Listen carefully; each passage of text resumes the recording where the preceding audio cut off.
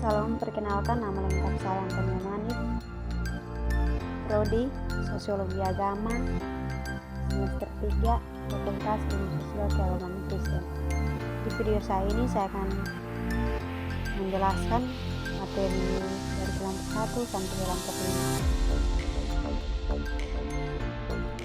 5. Kita masuk dalam materi yang pertama, yaitu awal mulanya ajaran tentang Kristologi.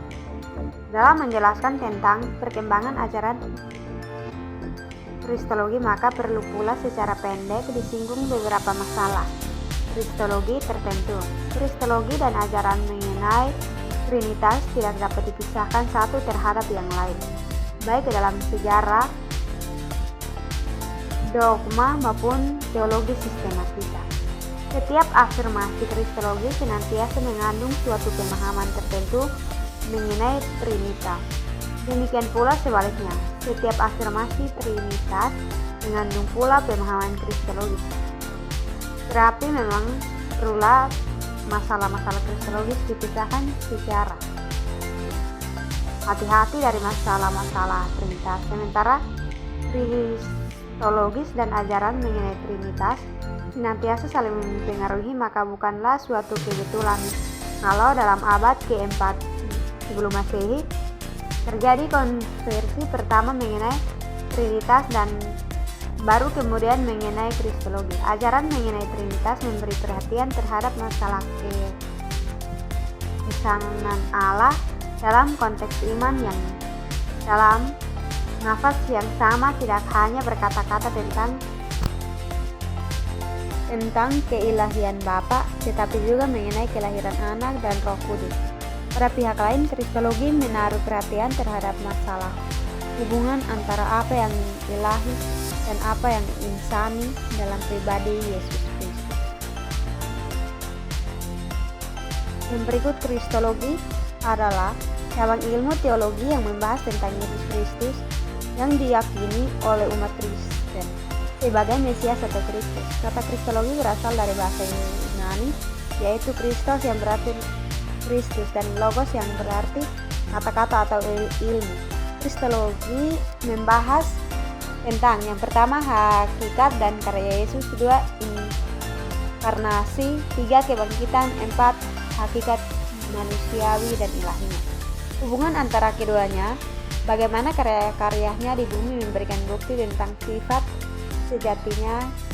Kristologi berkaitan dengan umat Kristen memahami Yesus dalam kehidupan sehari-hari, baik di masa lampau maupun masa kini. Kristologi juga dapat dibagi menjadi beberapa cabang, seperti Kristologi ekologi dan Kristologi kosmik. Kristologi ekologi adalah salah satu pendekatan dalam Kristologi feminis yang memandang ketidakadilan, penindasan, dan penderitaan, sedangkan Kristologi kosmik adalah pandangan dalam teologi Kristen yang menekankan pada perhatian Yesus Kristus terhadap kosmos. Konsep ini didasarkan pada gagasan bahwa sebelum inkarnasi oknum, pendekatan tentang ketuhanan Yesus masih berlangsung sampai saat ini. Beberapa pandangan yang telah muncul dalam sejarah Kristologi antara lain Arianisme, Nestorianisme, dan Monofitisme. Awal mulanya kerajaan Kristologi. Saat permulaan kekristenan muncul pada abad pertama Masehi di Yerusalem berawal dari ajaran Yesus Kristus. Setelah kebangkitannya, para rasul mulai menyebarkan Injil dan gereja mula-mula resmi dimulai pada hari Pentakosta. Pada abad kedua, perdebatan mengenai sifat ketuhanan Yesus mulai muncul dengan tokoh seperti Arius menolak konsep kesetaraan Yesus dengan Allah, B. Apollonius dari Laodikia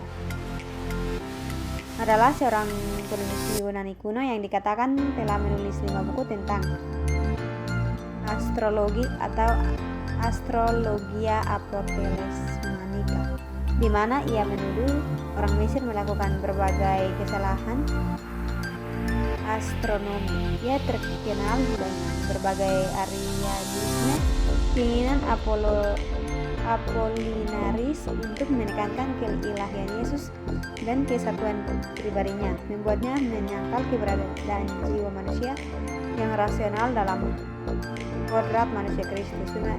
Pandangan ini kemudian disebut Apollinaris. Pandangan ini dikutuk oleh Konsili Konstantinopel pertama pada tahun 381. C. Kaum Antioquia dan Alexandria. Pada zaman Romawi, Antioquia adalah sebuah kota penting dari provinsi Romawi, Syria, dan kota terbesar keempat di Kekaisaran Romawi setelah Roma, Efesus, dan Alexandria di kota Antioquia atau sekarang di Antakya, Tenggara Turki. Penganut Kristen mula-mula disebut dalam Kisah Para Rasul 11 ayat 26. Menurut tradisi gereja, Santo Petrus mendirikan sebuah gereja Antioquia dan menjadi uskup pertama di kota tersebut sebelum pergi ke Roma untuk mendirikan gereja di sana. Yang berikut pertentangan antara teolog yang berpusat di Antioquia dan mereka yang berpusat di Alexandria, baik dalam cara mereka menafsirkan kitab suci maupun dalam pemahaman mereka tentang pribadi Kristus, sudah diketahui dengan baik meskipun seringkali agak dibesar-besarkan oleh para sarjana modern. D. Dari Efesus ke Kalkedon. Pada tahun 431, Konsili Efesus pertama awalnya diadakan untuk membahas pandangan Nestorius tentang Mariologi. Tetapi masalah-masalah segera meluas ke Kristologi dan perpecahan pun terjadi. Konsili tahun 431 diadakan karena dalam membela pendetanya yang setia, Anastasius, Nestorius telah menolak gelar Theotokos untuk Maria dan kemudian menentang Paulus dalam sebuah khotbah di Konstantinopel. Materi kelompok kedua yaitu mistisisme dalam agama. Mistisisme merupakan paham yang memberikan ajaran yang serba mistis. Ajarannya berbentuk rahasia atau ajarannya serba rahasia, tersembunyi, gelap atau terselubung dalam kekelaman sehingga hanya dikenal, diketahui atau dipahami oleh orang-orang tertentu saja, terutama penganutnya. Selain serba mistis, ajarannya juga serba subjektif, tidak objektif.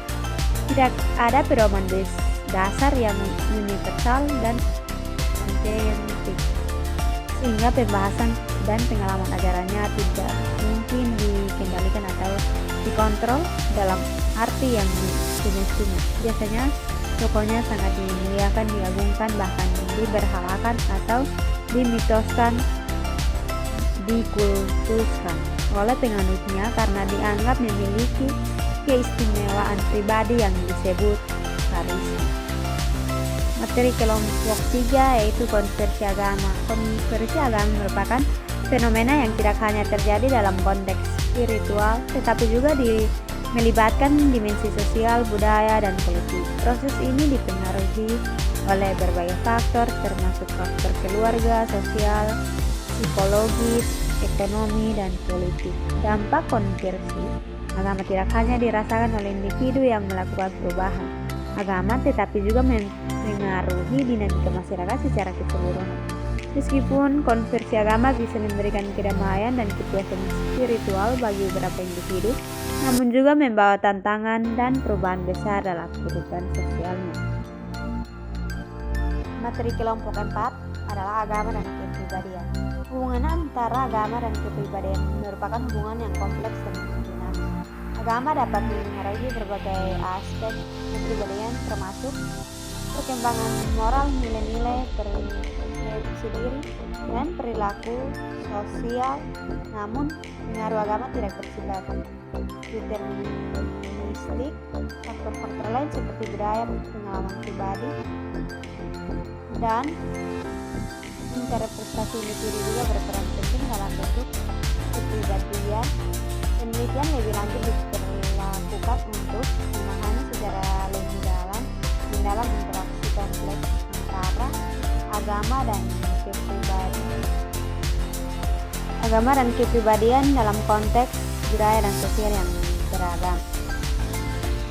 Materi kelompok 5 yaitu agama dan kesehatan masyarakat atau mental dan fisik. Kesehatan mental adalah ketidaknya seseorang dari keluhan dan gangguan mental baik merupakan neurosis maupun psikosis atau penyesuaian diri terhadap lingkungan sosial. Orang yang sehat mental akan senantiasa merasa aman dan bahagia dalam kondisi apapun.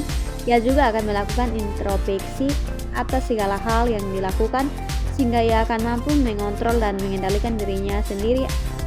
Agama tampaknya memang tidak dapat dipisahkan dari kehidupan manusia. Pengingkaran manusia terhadap agama mungkin karena faktor-faktor tertentu, baik yang disebabkan oleh kepribadian maupun lingkungan masing-masing. Fitral manusia sebagai makhluk ciptaan Allah ialah manusia diciptakan mempunyai naluri beragama, yaitu agama tauhid. Kalau ada manusia tidak beragama tauhid, maka tidak wajar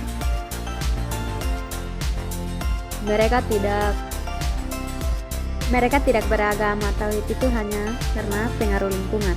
Hubungan antara kejiwaan dan agama dalam kaitannya dengan hubungan antara keyakinan dan kesehatan jiwa terletak pada sikap penyerahan diri seseorang terhadap suatu kekuasaan yang maha tinggi, sehingga akan dapat memunculkan perasaan positif pada kesehatan mental. Seseorang agama adalah hubungan praktis yang dimaksudkan dengan apa yang dipercayai sebagai makhluk atau sebagai wujud yang lebih tinggi dari manusia. Kesehatan mental adalah terhindarnya seseorang dari gangguan dan penyakit jiwa. Sekian presentasi dari saya. Terima kasih, Tuhan Yesus memberkati.